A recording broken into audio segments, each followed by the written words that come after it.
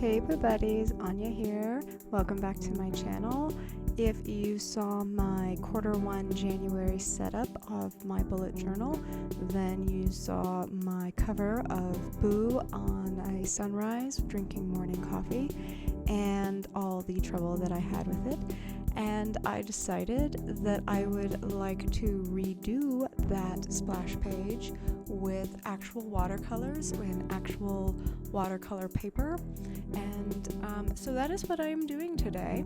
And I'm starting the same way I started the splash page over in my bullet journal, with the sun.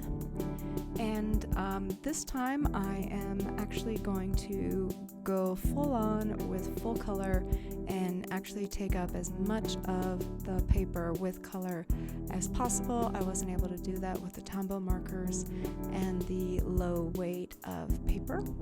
This paper is a 140-pound cold press watercolor paper, nothing too fancy. And the paints I am using are Winsor Newton watercolors.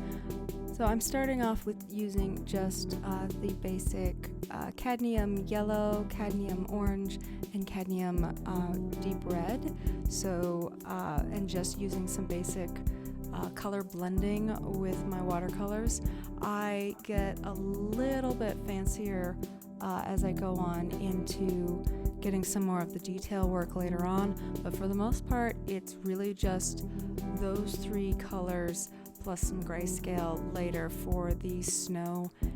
So if you are familiar with doing a watercolor blending a wash, you will notice that I'm doing everything backwards and therefore incorrect and just causing trouble for myself, and I don't care because it is coming out pretty darn pretty. I think it looks like a nice pretty sunrise, if I do say so myself. Another something that most watercolorists will tell you is not to use gray colors, but to mix your existing colors to make blacks and grays, and that is something else I don't listen to. And I have a gray palette in my Winsor Newton of and I'm using Payman's gray mixed with a lot of water and a lot of white to do some clouds and some shadows in the snow. And I use a lot of gray watercolor.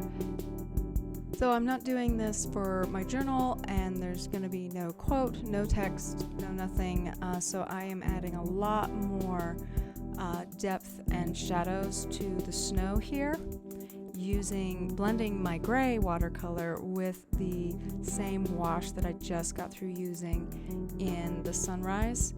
And then I am going to use it again to outline where the side panels of the house go. I don't want a straight line, straight house. I want it to look like that idea of the paneling that goes down the side of your house.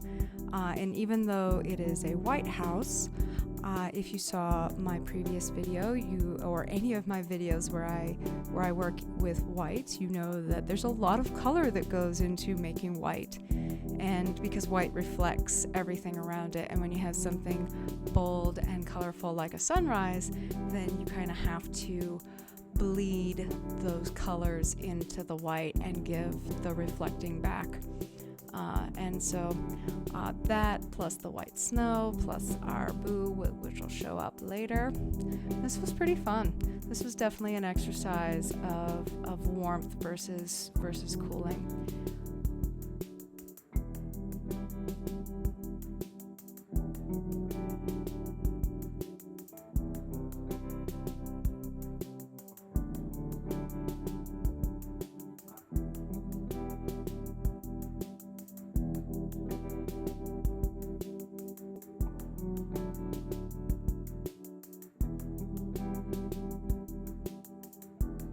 So now I am moving on to the first bit of structure for my house, which is my stoop. and I am using again ivory black mixed with a lot of water and a lot of white to get more of that cement look that I am going for. But my stoop needs to have snow on it, so this is a really interesting. I can't just paint the shape of the stoop. I have to paint the planes of it so that when the watercolor dries, there's a good crisp line, and that gives the direction of where we are with the steps, and also leaving some blank bits because I wanted to have some snow on the stoop. So going back and forth to try and get that nice bit of 3D effect with one color.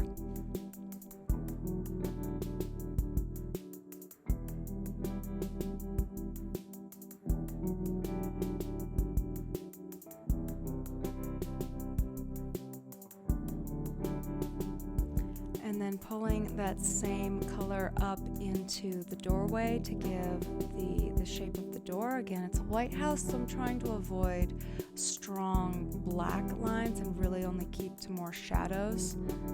Shadows are really important when everything you are painting is technically all the same color, which is white. White house, white door.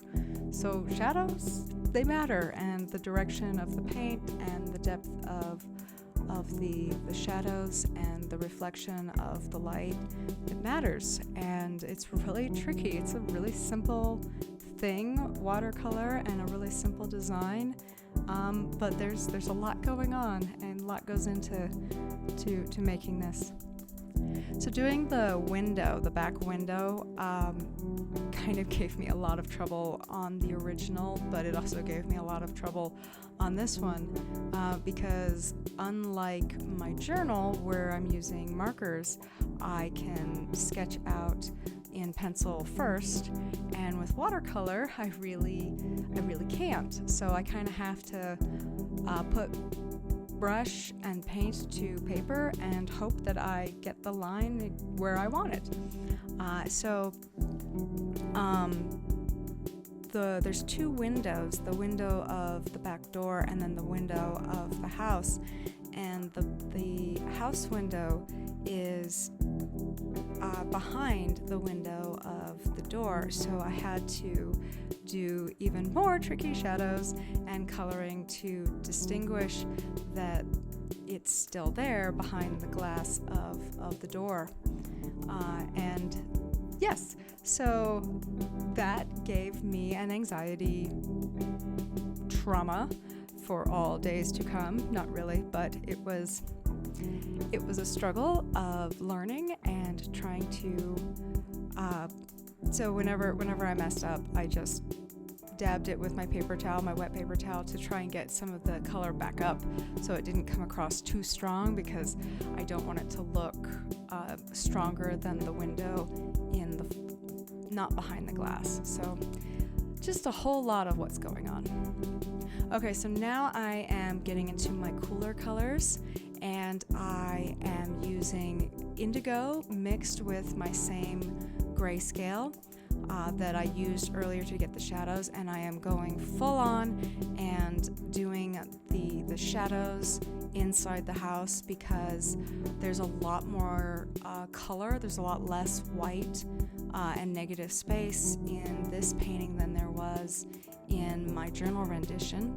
So I needed to balance out the sunrise taking up a good third of the painting with bright warm colors, and get more cool colors taking up the same amount of space in the painting on the other side. So I needed to do the shadows inside the house of both in the doorway and in the window. And it also makes Boo stand out a bit stronger too, so that's good too.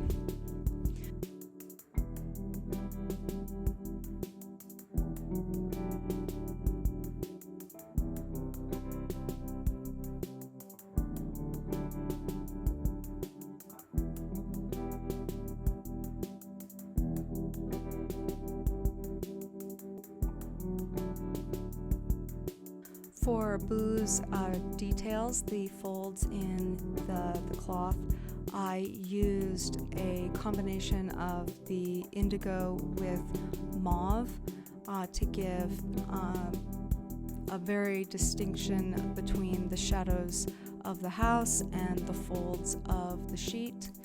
But I still needed to go back in with the same blend of my cadmium yellows and orange and red to show the light reflecting off the white of Boo.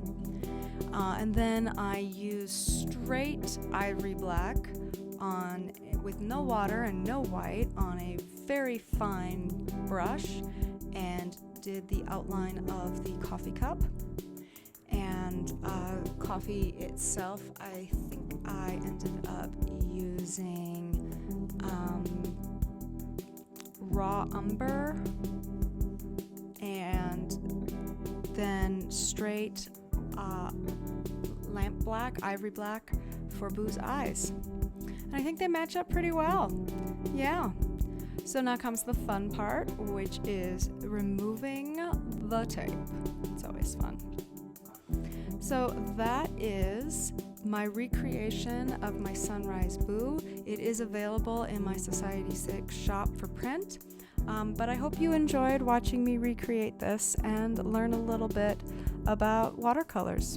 Until next time, Boo Buddies.